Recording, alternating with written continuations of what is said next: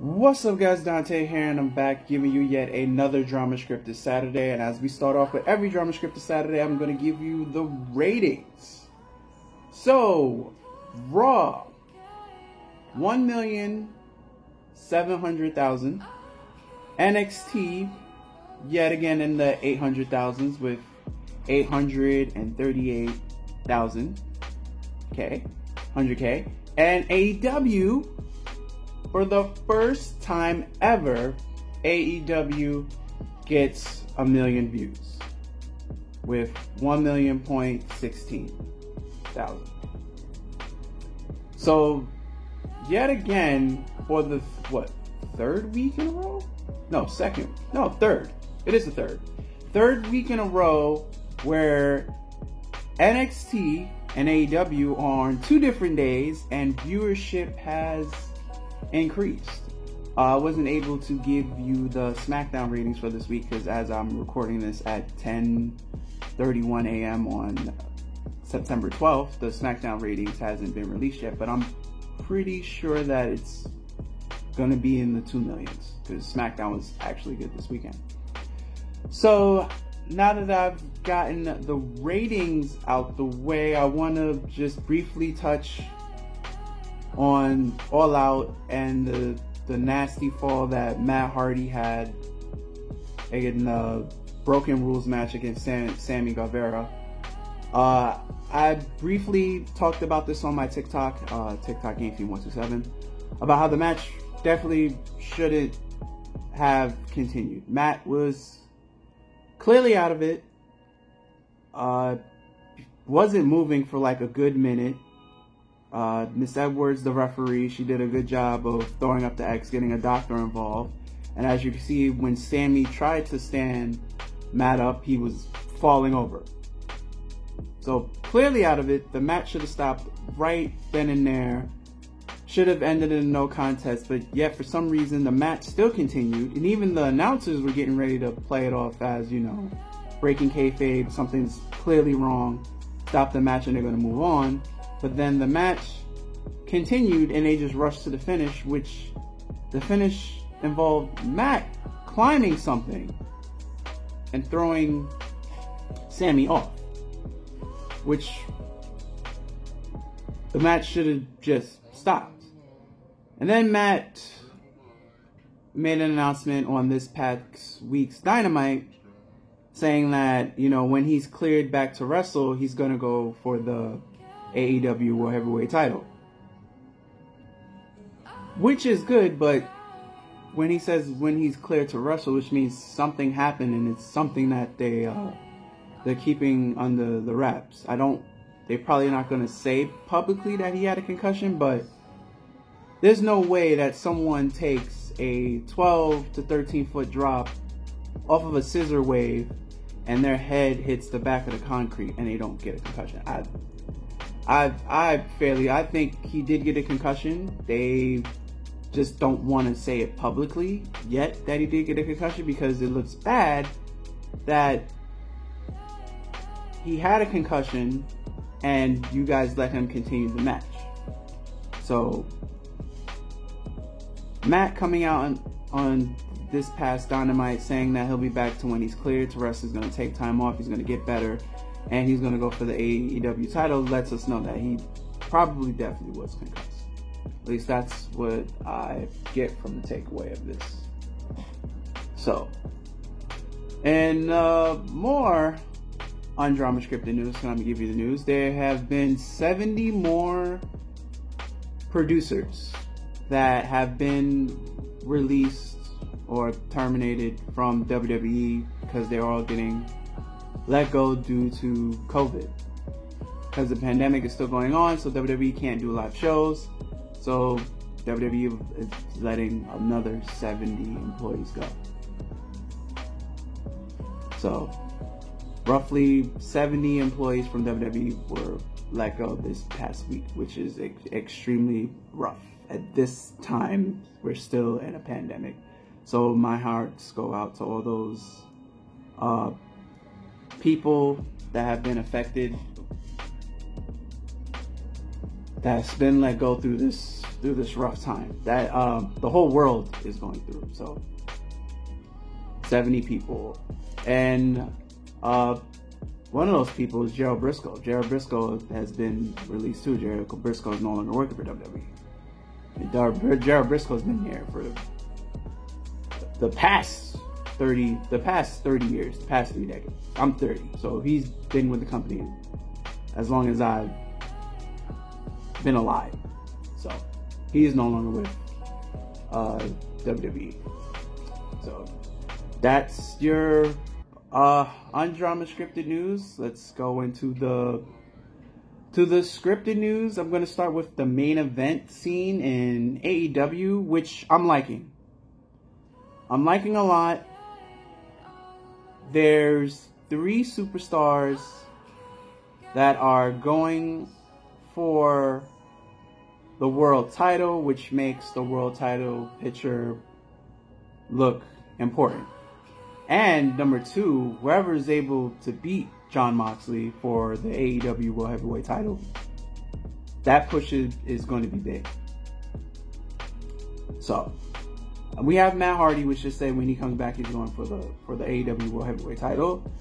We have Lance Archer, who won the Battle Royale, and we have MJF, who's still looking to get back in the AEW World Heavyweight title picture. So there's a lot of hunger for that title. You know, it's good to see for stars to voice that they want that title. So the title picture in AEW is good, it's healthy, and there's a lot of competition. Speaking of competition, as we all have noticed, AEW has been signing a lot of WWE talent as of late, with a little bit of TNA. I'm just worried about their quote-unquote AEW originals, which is obviously the Jurassic Express, MJF, and Darby Allin. I'm hoping that they don't get lost in the shuffle. Well, it's good to see that they're not, because MJF's still getting TV time. Darby Allin is in a feud with Ricky Starks, which is good. And Jurassic Park, I think they should be in the tag team title picture. Still, they should be either number 2 or number 3 within the tag team title picture. And now we have Jericho and Jack Hager in the title picture. So hopefully they don't get lost in the shuffle with, you know, the Brian Cage signings. They just signed Miro, aka Rusev. They just signed Evan Bourne. So Matt Hardy has been there for 3 months. Brody Lee is your AEW TNT, champion. So hopefully they don't.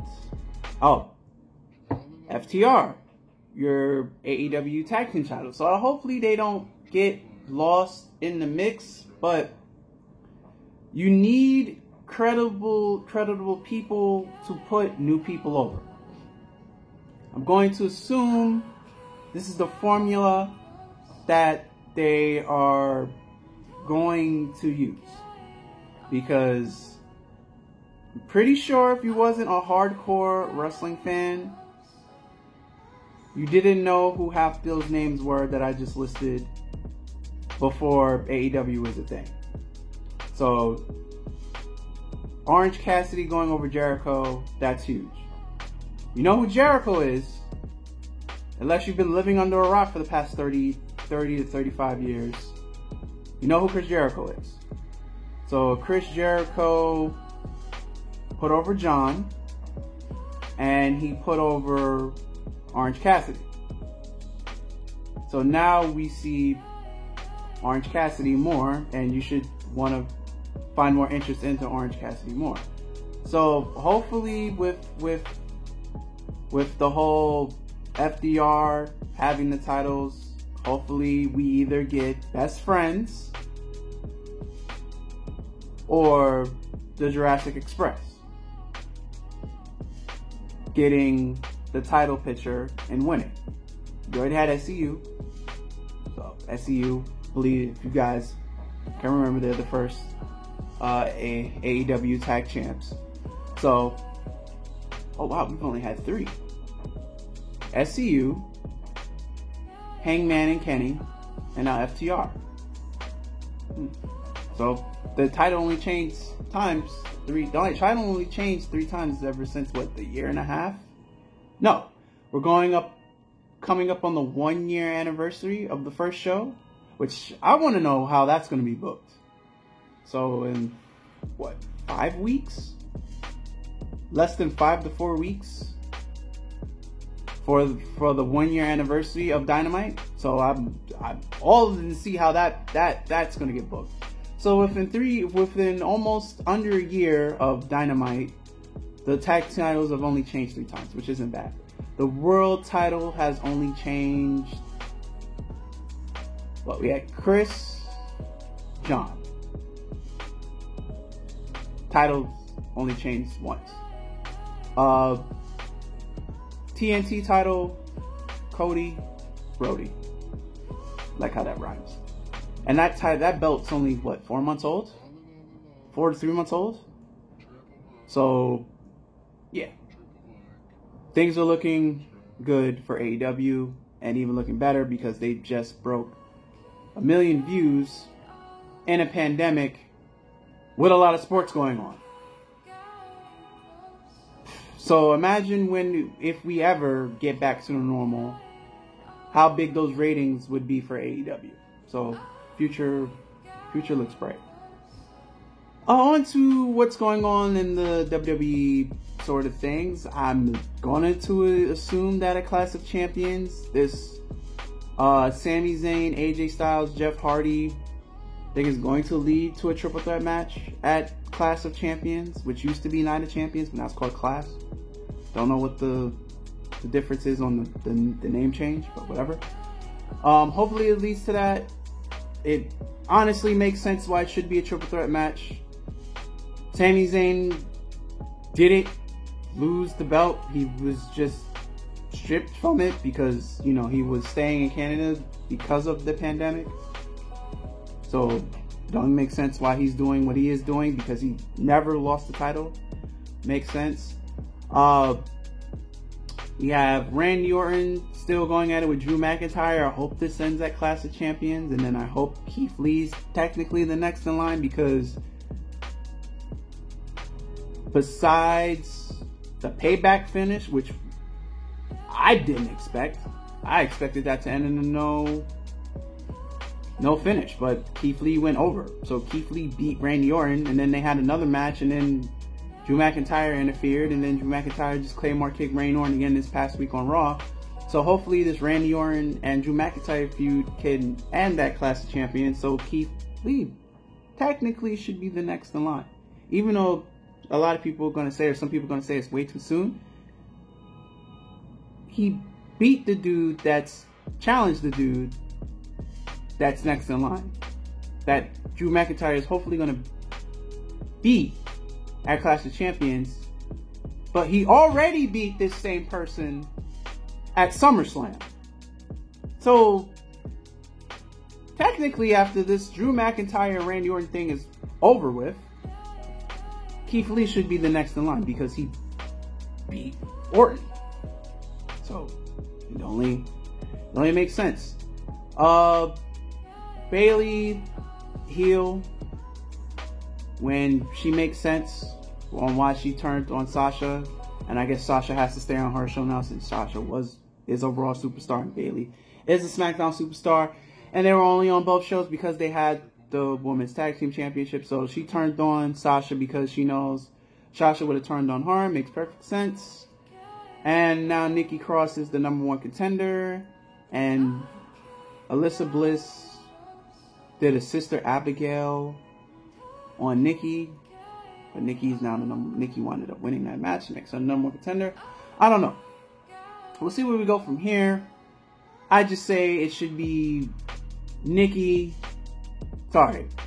Alyssa versus Bayley, because we've already seen Nikki versus Bayley, and now we're seeing it again, just on a pay-per-view. I always say, I guess. And then we have the main event picture, Jimmy Uso, Roman Reigns. It's clear as day that Roman's gonna beat him, gonna beat Jay at Clash of Champions, and he's probably not gonna do it clean, and he's probably not gonna care. Story-wise, not gonna care, because he is being the ultimate heel. So that's basically it in this week in wrestling when it comes to the top stuff.